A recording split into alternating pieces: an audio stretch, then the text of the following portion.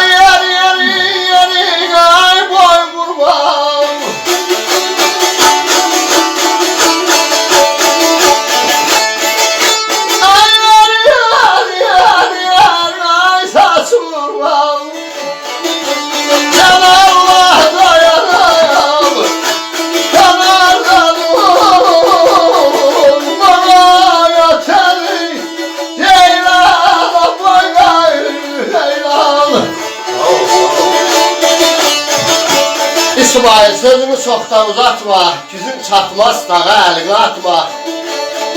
Tədbirə təqdir yox, əsla unutma, məzarın qürbətdə qaldı. Dada rəhmət, sizlərə can sağlıq. Sağ olun.